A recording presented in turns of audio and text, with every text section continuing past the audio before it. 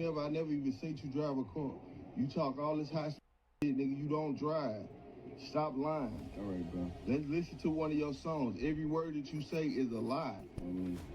You don't do nothing but smoke weed and post other people's guns. You just got your gun, the first gun that I ever seen you with. Stop lying, cuz. You're right. You got all of these fairy tales. You playing Grand Theft Auto. Real life. You went on a mission, going bank, and then you went on a mission and you didn't come back with no gun or none of that. You down there lost your life. You ran past the safe spot to where you could even made it to be safe because you didn't know where you was at or where you was even supposed to go. Looking for you, running around the street, they calling your name out, looking for you in the car, and your goofy ass is running from the car. But in the coming years, I bet you ain't never seen anyone tweaking like this. You on her trolling me, but I swear to God, on my mama, I get off her and call your phone, you will suck my dick right now. Never troll thy, cause we not even playing all in no more. Whole straight sucking, yeah.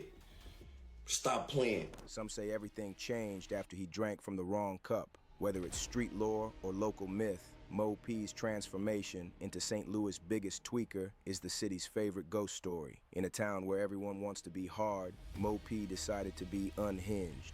Here's how it happened. Before he became that drill rapper who is now famous for tweaking, Mo P was just a young kid from the streets of St. Louis. He was raised in a tough neighborhood in South St. Louis called 27 Mac, an area with a long history of gang activity. The gangs on that block referred to themselves as AMG and are affiliated with the Rolling 60s. This was the set Mo P was repping when he started out. Growing up in St. Louis, the young Mo P saw some wild things, from fatal car accidents to high-speed chases with 18-wheelers to shootouts and even people walking down the street naked.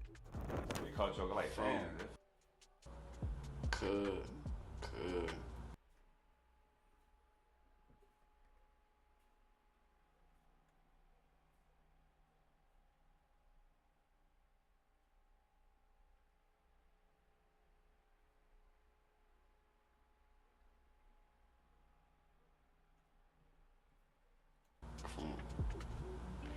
Bad car accidents. I think we just 18-wheeler speed on the high-speed chase. I didn't see walk down the street naked. Yeah. I see crazy every day, bro. I ain't gonna fake it. Ain't really too much I can pinpoint on. These hoes do crazy. Growing up in that kind of environment, Mo P was forced to man up early even when he had his granny to protect him. With the streets of St. Louis being a death trap, he was already carrying heavy weight at a tender age. But as long as his granny was around, he still had a sense of direction. She was his moral compass, keeping him grounded when things got rowdy. When she passed, he felt like he lost his biggest shield, but he didn't let that break him. He stayed focused and made sure to finish school just to honor her memory. Bro, I was hella young playing with guns, on God, bro. This generation, bro, like, me and my partners graduated. I ain't gonna fake it, like, all this shit. Was graduating important to you? Damn right. I ain't gonna fake it. When my grandma passed away, like I told you, like, that was a big thing on my list. With Granny no longer around, Mo P decided to give rap a try. He initially started out under the name J Mo. He and a certain boss man, Corey, released a remix of a King Von song that got some attention online because they were so young and talented. But his career really started to take off after a lucky break. Mo P went to a video shoot to support. That's some real shit. On game. Hey, I'm gonna keep it real.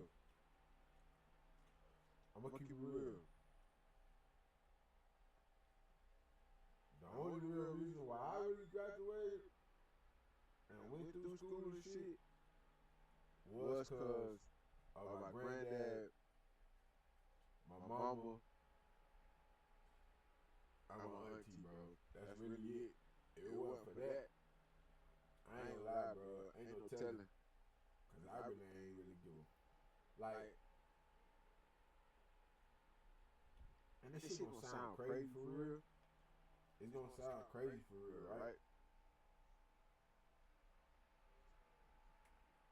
The person filming, a YouTuber called Nico Nell with a popular freestyle series called Drop That, was impressed by Mo P rhymes and decided to film him too. After that, Mo P and Nico worked together on another Drop That, a freestyle that had 68,000 views. All right, let them know who we in here with. Mo P on MG on this G in here with me on my soul. No going on real deal, my mama. Say no more, drop it. I say, they saying for I leave base, they say Finn, she praying for me. B-boy 45 ACP, one deep in this 3.0 T. New ball Finn, get up the street, quick head tap, get close, ARP. Glock 22, say no gin, Christian cream, mama shoot from 3. Micro off the 4-inch, bro, get into a little function with fully on. And just like that, Nico and Mo P would start collaborating a lot. The result of that collaboration would be Mo P's breakout song, Part 2, which did 2 million views at the time of its release. Mo P was on the rise, and his energy and talent made people pay attention. He even got to meet the famous YouTuber Tommy G, which made him even more popular. Around that same time, Mo P was having it rough with his 1448 crew, and it didn't help matters when a video popped up showing an OG from his circle really getting in his face and checking him about his shortcomings on some mission that they had gone on. You could tell it was an old video, and that someone probably from his old crew put it out there to embarrass him. You had this OG in it who was giving it to Mo P right in his face, accusing him of being some fake gangster. You talk all this high nigga, you don't drive. Stop lying. All right, bro. Let's listen to one of your songs. Every word that you say is a lie. You don't do nothing but smoke weed and post other people's guns. You just got your gun, the first gun that I ever seen you with. Stop lying, cuz. You're right. You got all of these fairy tales. You playing Grand Theft Auto in real life. You went on a mission, going banking and then you went on a mission and you didn't come back with no gun or none of that. You down there lost your life. You ran past the safe spot to where you could even made it to be safe because your didn't know where you was at or where you was even supposed to go. Looking for you. Running around the street, they calling your name out, looking for you in the car, and your goofy drive a car. You talk all this high shit, nigga, you don't drive. Stop lying. All right, bro. Mo P was getting dragged online. Everyone was clowning Mo P and questioning his gangster. A lot of people believed this the moment that changed Mo P, toughened him up and made him a savage in the streets. But as Mo P name would get bigger, the headaches grew right along with it. He started getting caught up in constant back and forth beefs with people online, mostly because he couldn't resist jumping on Instagram Live to address the trolls and his ops. He has become something like an online meme these days, especially as he seems to be always tweaking live on Instagram. I'm walking through the L. This put up. So I turn on my father. I turn and say, cuz. I straight point like this on bro. Cuz I straight know you from somewhere. This straight safe. This singing straight safe. The singing ass nigga. Nah, bro, you don't know me. I swear to God, just like that. I'm like, I get the shaking. Yeah, we out here. Look, bro, share lows. You just share lows with him on my granny soul. Ain't no on this live gonna share lows with us on my granny. Listen. Ain't gonna play with me. All them fake subliminals. Y'all play y'all songs lame. I be trying to kill cuz on my soul. Don't none of y'all. All y'all be on this thinking. Look, my life get better. Yeah, we still today. You on her trolling me, but I swear to God, on my mama, I get off her and call your phone. You will suck my dick right now. Never troll thy, cause we not even playing all that no more. Whole straight sucking, yeah. Stop playing. And then, of course, there's that Mo P boxed in interview that has gone viral. Bro just started super tweaking. Bro just started. His ass got bullied in that live. His ass started super tweaking. Already have their mind blown away by all his antics on the internet. Now he was bringing all that madness to their doorstep in this super awkward podcast interview. Bro wasn't joking. Sitting on the couch in this long interview, he was in straight zombie mode, in and out. 1 second he is staring blank like he wasn't even in the room. Next second he is snapping, screaming out random stuff. It got real awkward at some point when he walked out. The interviewer looked low-key, uncomfortable.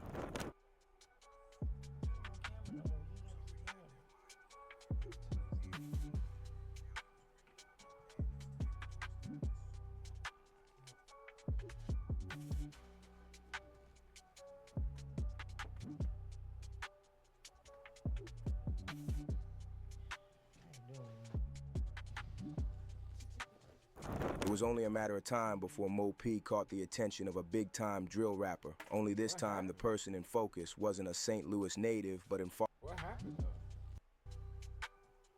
On the couch in this long interview, he was in straight zombie mode, in and out. 1 second, he is staring blank like he wasn't even in the room. Next second, he is snapping, screaming out random stuff. It got real awkward at some point when he walked out. The interviewer looked low-key, uncomfortable.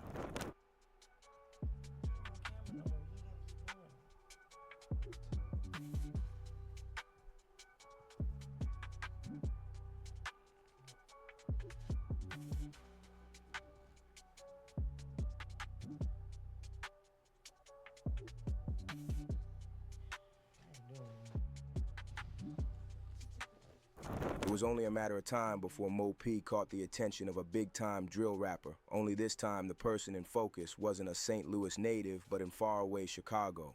And it was none other than Q50 himself. The whole reason this beef even exists isn't because of some shooting or a typical diss track. It started because one of Mo P's homies thought it would be cool to link up with Q50 from Chicago to make music. In the drill world, linking up with a known heavy hitter from a different city is a big move, but what happened next was a disaster. This dude from Mo P's crew went to the studio with Q50 and the late bloodhound Lil Jeff. They're recording, the vibe is supposedly cool. And this young dude starts flexing his money trying to look like a big dog in front of the Chicago guys. Big mistake, you don't flash 60 racks in front of people you don't really know, especially not someone like Bloodhound Q50. After the session, Q50 suggests they go grab food. The 1,448 member hops in the car, probably thinking he's building a new alliance. Instead, Q50 pulls out a gun and tells him to hand it all over. He's getting a car with all the money.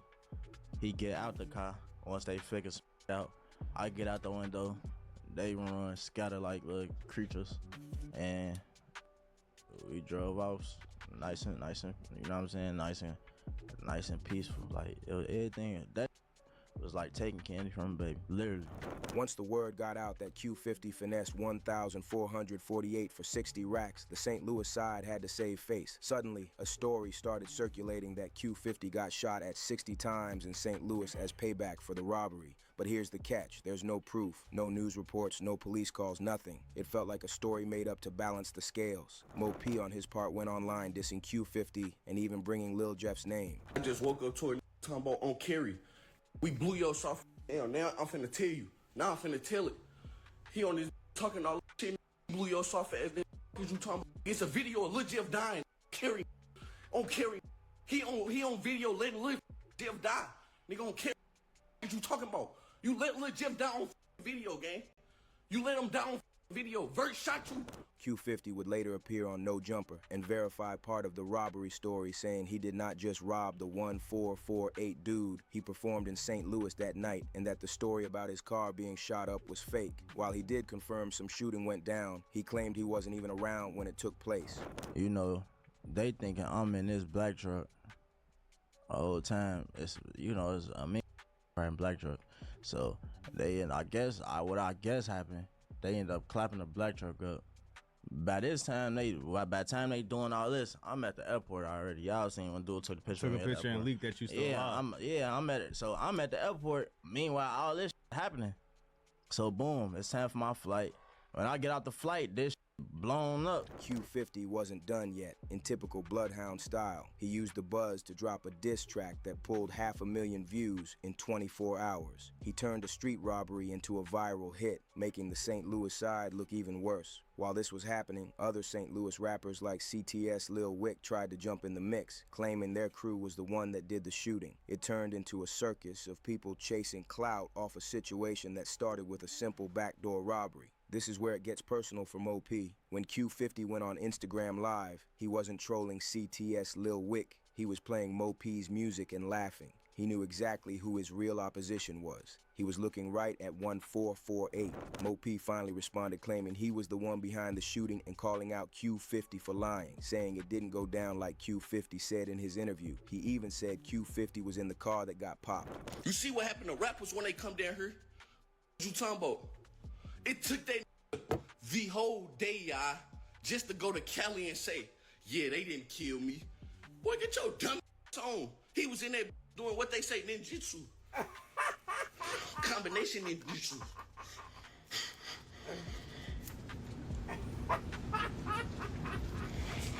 We just blew your ass down.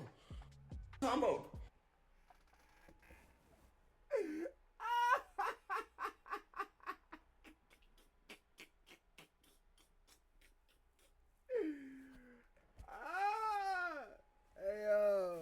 damn, man. Rest in peace, Mo P, man. Hey, yo, this little dude was funny as hell.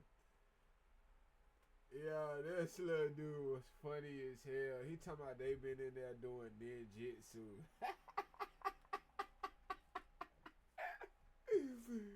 Bro, the ninjutsu is crazy to say, bro.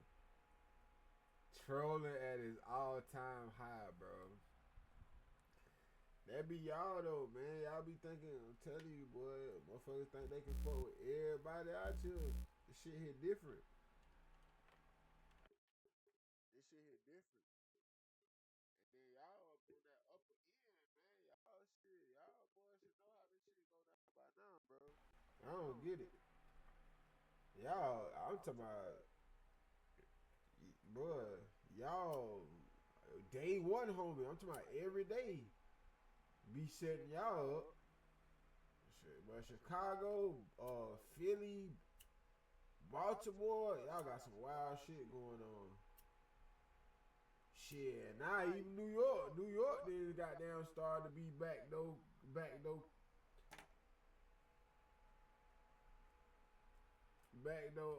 city. Yeah, this shit crazy. That's why I say, boy. That's why I say, man, look here, boy. I ain't look, bro. I can count on the hands, bro. I ain't this here. I ain't with the other shit. Your ass got to be, cause see what happened, motherfucker. I ain't even gonna speak on that, but motherfuckers think they be running around. Nah, bro, you ain't really seen all that. You piss a motherfucker off. Till you piss a motherfucker off, man, you know? Then this just got on this talking about I brung up Lil Jeff and Q50 in my song. You stupid dumbass. That was the trend with your goof. What have you got out here and straight did?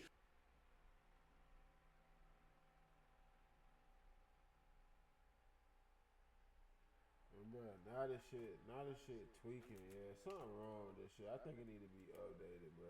I think that's what's going on. Oh my god, this is fucking irritating me, man. Update. I'm getting tired of this shit. Oh my god. Holy fuck. It seems like all I do every time I get on this shit, man. God damn. Holy fuck.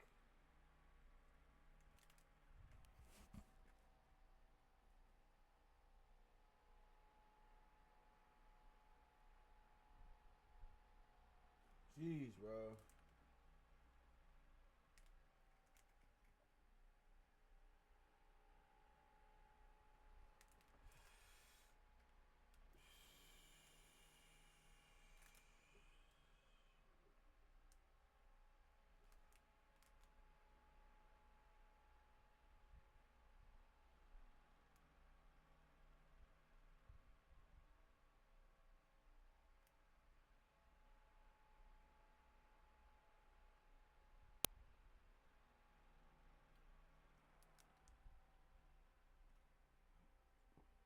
You did not shoot back at us when we clapped your soft down.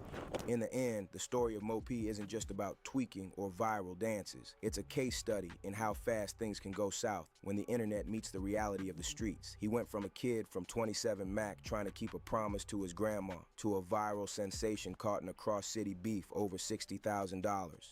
Whether the tweaking is a spiritual frequency, a drug-induced state, or a genius marketing play, it's clear that Mo P has the world's attention. But in a city like St. Louis, and with enemies in Chicago, attention is a double-edged sword. If you enjoyed this video, click on the next one on either side to watch a crazier video similar to this one.